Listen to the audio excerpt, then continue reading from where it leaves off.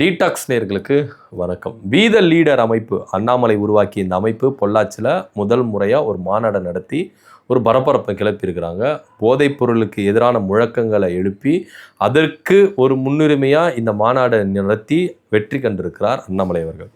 இதில் பல விஷயங்கள் பார்க்க வேண்டிய ஒரு விஷயமா இருக்குது. அண்ணாமலை அவர்கள் பேசுனதை வச்சு அவருடைய அந்த அந்த மாநாட்டினுடைய இதை வச்சு ஒரு சில விஷயங்களை நம்மளால் புரிஞ்சிக்க முடியும். இதில் பிரதானமாக பாஜகவோடு எந்த ஒட்டும் கிடையாது, உறவும் கிடையாது. நாங்கள் பாஜகவுடைய பி டீமும் கிடையாது, ஏ டீமும் கிடையாது. பாஜகவை எதிர்த்தாதான் நான் பாஜக இல்லை அப்படின்றத ப்ரூவ் பண்ணணுமா அப்படின்ற ரேஞ்சுக்கு கேள்வி கேட்டிருக்கிறாரு. அது மாத்திரம் இல்லாமல் நான் ஒரு இந்து, அதே போல் இது எல்லாமே வீட்டுக்குள்ளே தான். வீட்டை விட்டு வெளியே வந்தேன்னா நான் இந்து, இந்த ஜாதிகாரன் அந்த ஜாதிகாரன் அதெல்லாம் இல்லை, எல்லாத்தையும் வீட்டுக்குள்ளே கட்டி வச்சுட்டு நான் வெளியே வருவேன். ஸோ எனக்கு பாஜக மேலே கோபம் இருந்ததா எல்லாரும் பல பேர் கேள்வி கேட்குறாங்க. ஏன் பாஜகவிலேருந்து அவர் வெளியேறணும் அப்படின்னு. எனக்கு பாஜகக்குள்ளே இருந்து மக்களுக்கான அரசியலை செய்கிறதுக்கு ரொம்ப இடைஞ்சலாக இருந்தது. ஸோ அதனால் நான் பாஜக விட்டு வெளியே வந்து மக்களுக்கான அரசியலை, புதுவிதமான அரசியலை, புதிய பாதையை உருவாக்கி நான் என்ன பண்ணுறேன், பயணிக்கிறேன் அப்படின்னு சொல்லிட்டு அவர் ரேஞ்சுக்கு என்ன பண்ணுறாரு சொல்கிறார். ஸோ அப்படி இருக்கும்போது பாஜக மேலே கோபம் இருந்ததா அப்படின்னா ஆம் இருந்தது, அதில் எந்த வித மாற்று கருத்து இல்லை. எக்கச்சக்கமான கோபத்தில் இருந்திருக்கிறார் பாஜக மேலே. அவர் பாஜக மேலே இருந்தாரா இல்லை பாஜகவுடைய நிர்வாகிகள் மேலே இருந்தாரா அப்படின்றது அவர் சொல்லலை. ஆனால் ஒட்டுமொத்தமாக பாஜக மேலே எனக்கு கோபமாக இருந்ததுங்க அப்படின்னு சொல்கிறார். ஆனால் இது நம்புகிற மாதிரி இருக்குதாங்க அப்படின்னா, இந்த சந்தான படத்தில் காமெடியில் சொல்லுவாங்களே, நம்பினாதான் சோறு அப்படின்றதுனால நம்புறேன் அப்படின்ற மாதிரி அண்ணாமலை அவர்கள் சொல்றது நம்புற மாதிரி இல்லைனா கூட ஒரு வகையில் நம்பி தான் ஆகணும் அப்படின்ற மாதிரி தான் இங்கே பார்க்க வேண்டிய ஒரு விஷயமா இருக்குது. பாஜக மேலே கோபமாக இருக்கிறேன் அப்படின்னு சொன்னவர் பாஜகவை ஒரடியாக அத்து விட்டு வந்தாரா அப்படின்னா கிடையவே கிடையாது. நான் கட்சியிலேருந்து வெளியேறாரு.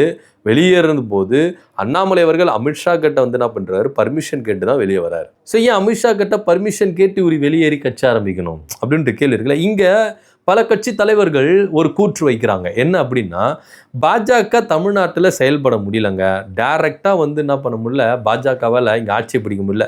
அதிமுக அப்படின்ற ஒரு கட்சி மேலே ஏறி இங்கே ஆட்சி பிடிச்சிடலாம், இந்த தமிழ்நாட்டு மண் ஆண்டுலாம் அப்படின்னு நினச்சாங்க. ஆனால் அதுலேயும் மக்கள் ரொம்ப தெளிவாக இருந்து பாஜக கூட கூட்டணி வச்சதுனால அதிமுகவை 3ஆம் இடத்துக்கு தள்ளி விட்டாங்க. ஸோ இது இப்போ தான் நடந்திருக்குதா அப்படின்னா கிடையவே கிடையாது. ஏற்கனவே அங்கே நம்ம நாடாளுமன்ற தேர்தலையும் பாஜக இங்கே தனித்து களம் கண்டதுனால அதிமுக 3ஆம் இடத்துக்கு போணுச்சு. இப்போ கூட்டணி வச்சு 3ஆம் இடத்துக்கு தள்ளி விட்டுருக்காங்க அப்படின்றத இங்கே பார்க்க வேண்டிய ஒரு விஷயமா இருக்குது. ஸோ அப்படி இருக்கும் பட்சத்தில் பாஜக ஒரு பிளான் போடுறாங்க. என்னன்னா, இங்கே டைரெக்டாக நம்ம என்ன பண்ண முடியல, மறைமுகமாகவும் பண்ண முடியல. அதனால் அண்ணாமலை அவர்களை வேறுபடுத்தி இங்கே அனுப்பிச்சிட்டா அவர் மூலியமாக நம்ம பண்ணிக்கலாம் அப்படின்னு சொல்லி தான் மற்ற கட்சியினுடைய தலைவர்களோட கூற்றாக இருக்குது. அது எந்த அளவுக்கு உண்மை பொய் அப்படின்றது நம்மளுக்கு தெரியல. பட் இருந்தாலும் ஒவ்வொரு கட்சி தலைவர்களும் இந்த ஒரு நேர்கோட்டில் தான் என்ன பண்ணுறாங்க, அண்ணாமலை அவர்களை கொண்டு நிப்பாட்டுறாங்க. பாஜகவுடைய ப்ரீ பிளானிங், பாஜகவுடைய பக்கா பிளானிங், ஆர்எஸ்எஸ் உடைய பின்புலம், இந்த ஒரு நேர்கோட்டில் தான் அண்ணாமலை அவர்கள் பயணிக்கிறார், அரசியல் கட்சி ஆரம்பிச்சிருக்காரு. இது ஒரு வகையில் விஜய் அவர்களை அட்டாக் பண்ணுற மாதிரி இருக்கும், விஜய் அவர்களை டேமேஜ் பண்ணுற மாதிரி இருக்கும் அப்படின்னு சொல்கிறாங்க.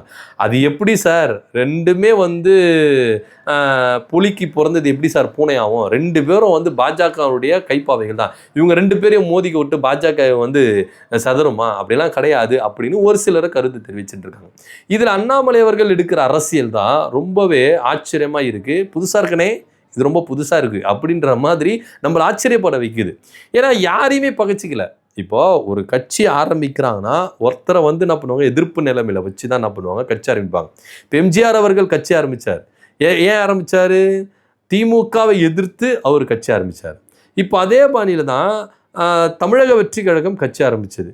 2 பேரை எதிரியாக நிப்பாட்டிச்சு. ஒன்று கொள்கை எதிரி, இன்னொன்று அரசியல் எதிரி. இவங்க 2 பேரையும் நிப்பாட்டி தன்னுடைய அரசியல் நிலைப்பாட்டை வெளிப்படுத்தினார் விஜய் அவர்கள். ஸோ விஜய் அவர்கள் தன்னுடைய அரசியல் நிலைப்பாட்டில் 2 எதிரிகளை முன்னிறுத்தி வரார். ஒன்று கொள்கை எதிரி பாஜக, இன்னொன்று அரசியல் எதிரி திமுக, இப்படி சொல்லிட்டு வரார். ஸோ ஒவ்வொரு கட்சிகளும் இங்கே ஆரம்பிக்கும் பொழுது திமுகவை தான் ஒரு எதிரியாக என்ன பண்ணுறாங்க, பாவிச்சுட்டு வராங்க. இன்னைக்கு நாம் தமிழர் கட்சி கூட சீமானவர்கள் திமுகவை தான் எதிர்த்தார். எல்லாருமே நீங்கள் அரசியல் வரலாற்றில் நீங்கள் எடுத்து பார்த்தீங்கன்னா கிட்டத்தட்ட திமுகவை தான் எதிர்த்து அரசியல் செய்ய வராங்க. ஆனால் இங்கே ஏன் திமுகவை அட்டாக் பண்ணணும் அப்படின்னு பார்த்தீங்கன்னா, திமுக தமிழ்நாட்டில் ஒரு நிலையான திராவிட கட்சியாக இருக்குது. இன்னொரு திராவிட கட்சியான அதிமுக எங்கே இருக்குது? எங்கே இருக்குது அப்படின்ற தேடுற ரேஞ்சுக்கு தான் நம்ம இருக்கிறோம். ஸோ அதனால திமுக தான் இங்கே தமிழ்நாட்டில் ஒரு நிலையான திராவிட கட்சியாக இருக்குது. இதை தொட்டால் நம்ம பெரிய ஆள் ஆயிடலாம். அதாவது நம்ம பெரிய ஆளாக ஆகணும்னா நம்ம வளர்ந்து பெரிய ஆளாக ஆகணும்லாம் கிடையாது. ஒரு பெரிய ஆளை எதிர்த்தாலே நம்ம பெரிய ஆள் அப்படின்ற மாதிரி தான் இன்றைக்கி பெரியாரை நிறைய பேர் எதிர்த்தாங்க. சீமானவர்கள்லாம் பெரியாரை எதிர்த்தாரு.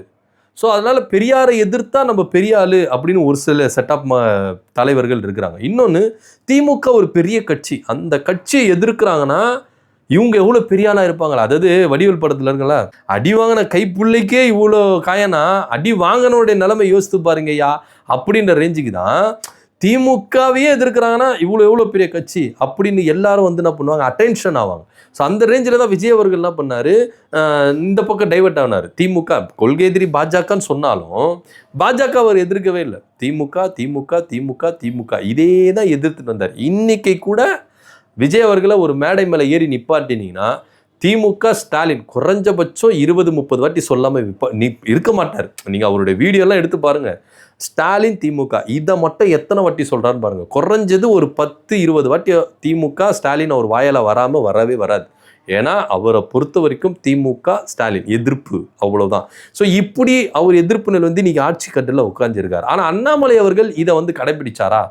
அட்லீஸ்ட் நீங்கள் என்ன பண்ணியிருக்கணும், திமுகவை விமர்சிச்சிருக்கணும், திமுகவை தாக்கியிருக்கணும், திமுகவை பகைச்சிருந்துருக்கணும். அதுவும் கிடையாது. அதிமுகவை பகைச்சிங்களா? அதுவும் கிடையாது. ஏன்னா ஏற்கனவே எடப்பாடி விசஸ் அண்ணாமலை அப்படின்ற ஒரு போர் பயங்கரமாக போயிருந்தது. பாஜகக்குள்ளே இருக்கும்பொழுது இன்னைக்கு பாஜகவை கண்ட்ரோல் பண்ணுறதுக்கு அண்ணாமலையில் வெளியே வட்டார். அப்படி இருக்க பட்சத்தில் எடப்பாடி பழனிசாமி எப்படி ஃபோர்ஸாக ஒரு அட்டாக் பண்ணணும்? பண்ணலை. ஆளும் கட்சியாக இருக்கிற தாவேக்காவை எதிர்த்தாரா? ஆளும் கட்சி எவ்வளோ குறைபாடுகள் நடத்திருக்கு, எவ்வளோ மிஸ் பண்ணியிருக்கு, எவ்வளோ மிஸ்டேக் பண்ணியிருக்கு. அப்படி இருக்கும்போது ஆளுங்கட்சி அவர் விமர்சிச்சாரா? அதுவும் கிடையாது. ஆளுங்கட்சியை நான் தொடமாட்டேன் அப்படின்ற ஒரு ரேஞ்சுக்கு இருந்துட்டார். ஸோ எல்லாரையுமே ஒரு நேர்கோட்டில் யாரையுமே பகைச்சிக்கல. எதுக்கு நான் பகைச்சிக்கணும்? இன்னார பகைச்சிக்கினா தான் நான் வந்து இங்கே வந்து நான் அரசியல் தலைவரா? அவர் கேட்குறாரு, பாஜகவை நான் எதிர்த்து பேசினா தான் நான் பாஜகவோட எதிர்ப்பாளனா? அப்படியே கிடையாது. யாரையுமே இங்கே திட்டி இவ்வளவு ஏங்க எனக்கு பாஜகவில் அவ்வளோ விமர்சனங்கள் இருந்தது, அவ்வளோ கோபம் இருந்தது. ஆனால் நான் ஒரு தலைவரை கூட வெளியில் வந்து நான் பேசலை. நான் நினச்சிருந்தா ஒவ்வொரு தலைவருடைய சுயரூபங்களை வெளியே கொண்டு வந்திருக்க முடியும். ஆனால் நான் எதுவுமே பண்ணலை. பாஜகக்குள்ளே என்னென்ன நடந்தது, ஏது நடந்தது எல்லாம் எனக்கு தெரியும். எல்லாத்தையும் நான் வெட்ட வெளிச்சமாக போட்டு காமிச்சிருக்க முடியும். ஆனால் நான் காட்டலை. எனக்கு அது தேவையில்லை. அந்த அரசியலுக்கு எனக்கு வேண்டாம். அப்படியேப்பட்ட அரசியல் எனக்கு செய்ய மாட்டேன், செய்ய தெரியாது அப்படின்ற ரேஞ்சுக்கு தான் அண்ணாமலை என்ன சொல்கிறார். ஸோ அப்படி இருக்கும்போது திமுகவை விமர்சிக்கலை, அதிமுகவை விமர்சிக்கலை, தாவேக்காவை விமர்சிக்கலை. பாஜக மேலே கோபம் அப்படின்னு சொன்னார். ஆனால் பாஜக விமர்சிக்கலை, காங்கிரஸையும் விமர்சிக்கலை. ஸோ எந்த கட்சியும் விமர்சிக்கலை. பொதுவாக நான் பேசிட்டு போகிறேன் அப்படின்னு சொல்லிட்டு பேசினார். ஆனால் திமுகவுக்கு இங்கே சர்டிஃபிகேட் கொடுத்துருக்காரு. இன்றைக்கி போதைப்பொருளில் ஒவ்வொரு காலேஜ்லேயும் அம்பாசிடர், அந்த போதைப்பொருள் ஒழிப்பில் அம்பாசிடர், ஒவ்வொரு காலேஜில் அம்பாசிடர் அப்படின்னு உருவாக்குனதே திமுக தான். அப்படி நல்ல விஷயங்களை செஞ்சுருக்கிறாங்க. ஸோ திமுக செஞ்சு வச்சுட்டு போனது மேலே தான் நம்ம உட்காந்து என்ன பண்ணுறோம், அரசியல் செஞ்சுட்டு இருக்கோம், ஆட்சி செஞ்சுட்டு இருக்கோம் அப்படின்ற ஒரு விஷயத்தை அவர் ரொம்ப வலிமையாக சொல்கிறார். ஸோ அண்ணாமலை அவர்கள் நிலைப்பாடு இது வந்து கொஞ்சம் புதுசாக தான் இருக்குது. ஏன்னா எந்த ஒரு எதிர்ப்பும் கிடையாது, எல்லாருக்கிட்டே பேலன்ஸ்டாக போயிடணும் அப்படின்னு. ஆனால் இது நீடிக்குமா அப்படின்ற ஒரு கேள்வி தான் இருக்குது. ஏன்னா இது அரசியல் அப்படின்னு வகைப்படுத்த முடியும். இது இப்போ ஒரு அமைப்பாக தான் இருக்குது. அமைப்பாக இருக்கும்பொழுது இதில் நீங்கள் அதிரடியாக அரசியல் செய்ய முடியாது, எதிர்த்து கேள்வி கேட்க முடியாது, பண்ண முடியாது. ஆனால் ஒரு கட்டத்தில் நீங்கள் தேர்தல் அரசியலுக்கு நகரும் பொழுது அப்போது விமர்சனங்களை வைத்து தான் ஆகணும். ஆளும் தரப்பு மேலே நீங்கள் விமர்சனம் வச்சாகணும். ஆளும் தரப்புடைய குறைகளை சொல்லி தான் நீங்கள் மக்கள்கிட்ட வாக்குகள் கேட்க முடியும். இன்னொரு தரப்பு திமுக வந்துடக்கூடாதுன்னா திமுக மேலே நீங்கள் குறைகள் வைத்து தான் நீங்கள் அரசியலில் வாக்கு கேட்க முடியும். ஸோ இப்படியா இருக்கும் பொழுது அண்ணாமலை அவர்களோட நிலைப்பாடு கண்டிப்பாக மாறும். இது என் புது வழி, புது ரூட்டு, என் வழி தனி வழி அப்படின்னு நீங்கள் ரஜினி பாதை எடுத்தாலும் எதனா ஒரு வழியில் நீங்கள் என்ன பண்ணணும், விமர்சித்து தான் ஆகணும், கடந்து செல்லணும் அப்படின்றது தான் நிதர்சனமான உண்மை. ஆனால் இப்போதைக்கு நான் யாரையும் பகச்சிக்கலப்பா, நான் என் தனி ரூட்டில் போகிறேன் அப்படின்னு அண்ணாமலை அவர்கள் போயிருக்கிறாரு. இது கொஞ்சம் புது வகையான அரசியலை தான் பார்க்கப்படுது. இதை பற்றியோட கருத்து அப்படின்னு கீழே கமெண்ட் பண்ணுங்கள். நன்றி, வணக்கம்.